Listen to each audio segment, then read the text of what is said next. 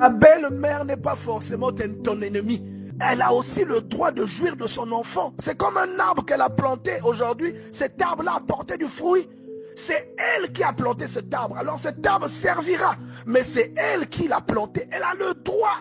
Ouais. Donc ne sois pas la cause pour laquelle ton mari sera séparé de ses parents. Lorsque tu rentres dans la vie de quelqu'un, assure-toi que les choses que cette personne pratiquait ne changent pas parce que toi tu arrives. Parce qu'il y a aussi des hommes qui ne sont pas sages. Il y a des hommes, parce qu'ils se marient, il va croire qu'il doit cesser de s'occuper de sa famille pour s'occuper exclusivement de son foyer. C'est une erreur. Toi, ça va te plaire. Mais si tu es sage, tu devras parler à ton mari pour lui dire, ne t'arrête pas de t'occuper de tes parents.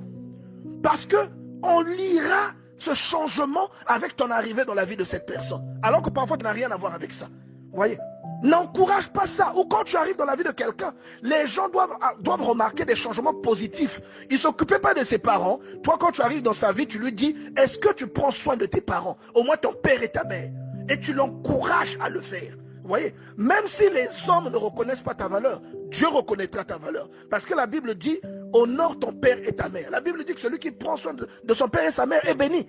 Et celui qui maudit son père et sa mère, sa lampe s'éteindra au milieu de l'obscurité. Vous voyez? Donc ne sois pas la cause pour laquelle ton mari sera séparé de ses parents. Ne sois pas cette femme-là.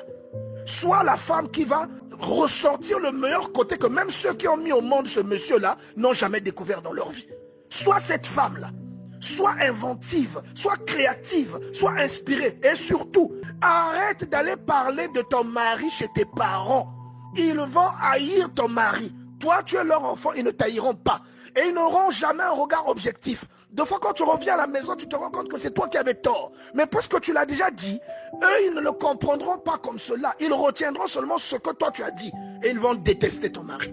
Ils ne le respecteront plus. Si tu t'es chamaillé avec ton mari, ceux qui viennent vous rendre visite n'ont pas forcément besoin de savoir que vous vous êtes disputés la nuit. Ils n'ont pas forcément besoin de savoir que vous vous êtes disputés avant qu'ils ne partent au boulot. Ils n'ont pas forcément besoin de savoir qu'il ne t'a pas laissé l'argent du marché. Prie beaucoup parce que tu auras beaucoup de combats. Le diable n'aime pas les bonnes choses. Le diable n'aime pas les femmes qui emmènent la délivrance. Prie beaucoup pour que Dieu te soutienne. Tu peux arriver, il y a des femmes qui se marient avec des hommes qui ont déjà des enfants. Et lorsque tu arrives, ne maltraite pas les enfants d'autrui. Et pire, parfois, la maman de ces enfants-là est décédée. Ne maltraite pas les enfants d'autrui. Ce ne sont pas ces enfants qui te combattront si tu fais ça. C'est Dieu qui se dressera contre toi. Vous voyez? Ne sois pas une marâtre. Va voir là, parce que souvent on utilise le terme marâtre à tort et à travers. Va voir dans le dictionnaire la signification du mot marâtre. Vous voyez? Fais même que ces enfants-là ne ressentent pas que tu es leur belle-mère, mais que ces enfants-là ressentent que tu es leur maman. Si tu n'aimes pas les enfants de quelqu'un, cet homme-là, même s'il ne s'en aperçoit pas, Dieu s'en aperçoit. Dieu t'exposera et Dieu détruira ta vie, bien-aimée dans le Seigneur. Vous voyez? Il y a beaucoup de femmes qui connaissent Dieu, mais quand tu viens dans le foyer qu'elle gère, c'est tout l'inverse. On a l'impression que c'est quelqu'un qui n'a jamais entendu parler. En fait, tu connais Dieu de nom, mais il ne connaît pas les caractéristiques de ce Dieu-là. Si tu pries, tu devrais avoir les vertus d'une femme qui prie. Tu vois?